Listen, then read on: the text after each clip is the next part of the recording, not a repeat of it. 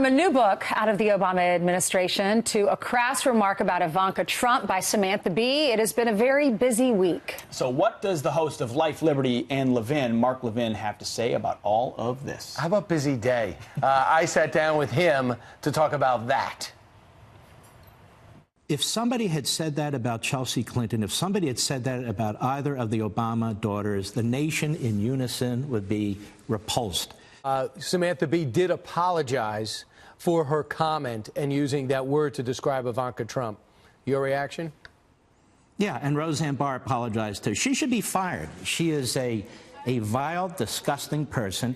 It's not even a question of comedy. It's just a matter of what you say about the president's daughter.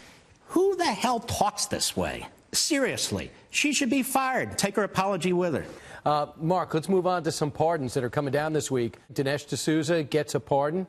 Are you for that? What Dinesh D'Souza did not warrant 20 months, give or take, in a federal prison. That's not how those cases are normally handled.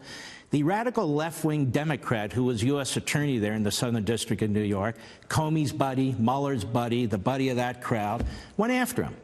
Went after Dinesh D'Souza. And the president looked at this, and the pardon power is in there for a president to intervene if he thinks he should. And he said, you know what? I'm not buying this. I don't like what was done to him, and I'm pardoning him. I'm not going to react to all the left-wing conspiracy kooks out there. They're going to be there no matter what happens. This is why I like this president. He does what he believes in, and he's doing the right thing. They deserved pardons, in my humble opinion, as part of the justice system, what was done to them. Sometimes injustices are actually done to conservatives and Republicans. And in this case, that's the case.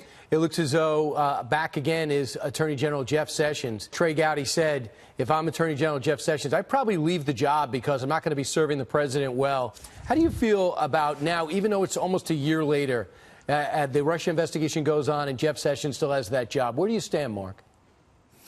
Well, I've known Jeff Sessions for 30 years. We worked together at the Justice Department. He was U.S. Attorney. I was Chief of Staff, and I like him very, very much. I think he made a terrible mistake here.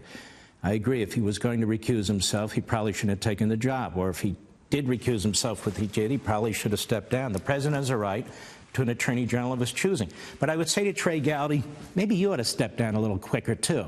Your nonsense about this not being a spy, but an informant. And in criminal cases, we call them informants. It's not a criminal case. It's a counterintelligence case. Don't you know the difference? You're a former federal prosecutor. They don't want to call him a spy. And now they're telling us, you know, the Trump campaign was never investigated. Let me suggest that Mr. Gowdy and Mr. Rubio and some of the others go back and listen to the testimony of Mr. Comey himself in March of 2017, in which he said in front of the House Intelligence Committee that, among other things, the Trump campaign is under investigation. What's wrong with these guys?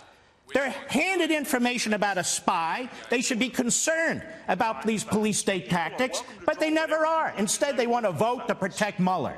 How about you vote to protect the Constitution? You want to investigate Russia's influence in our elections? Why don't you investigate the Obama administration that turned a blind eye to it, that was in charge when the Russians were interfering with our election, rather than the victims? The victims, that is, the Trump people. You just gave me a perfect segue to an excerpt in the New York Times this week of a brand new book that's out by Ben Rhodes, who was a close aide to the president, especially when it came to foreign policy. Evidently, Ben Rhodes got permission to talk about what he was talking about after the election came down.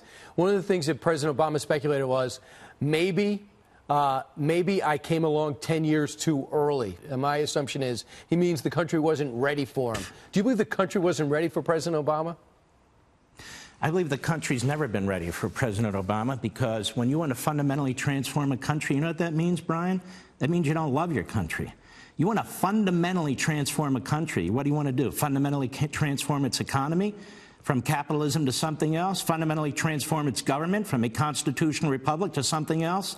We've never been able to hold these leftists, and Obama included, to their definition of fundamental transformation. When you love your wife, you don't say, you know what, honey, I want to fundamentally transform you. Or when you love your kids, I want to fundamentally transform you, your kids. That sounds pretty weird to me. So maybe America has never been ready for Barack Obama.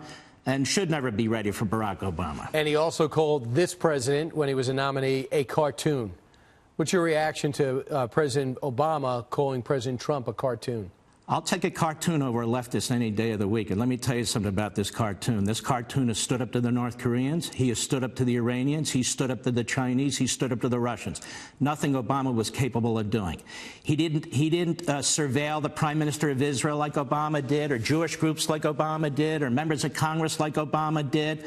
He hasn't used the IRS against his political opponents like Obama did. He wouldn't have stood still for Benghazi the way Obama did. He wouldn't have undermined the United States military the way Obama did, or undermined local police forces the way Obama did, or stuffed our courts with left-wing law professors the way Obama did. Cartoon character, I don't think we need lectures from Barack Obama, quite frankly. Mark Levin on his game.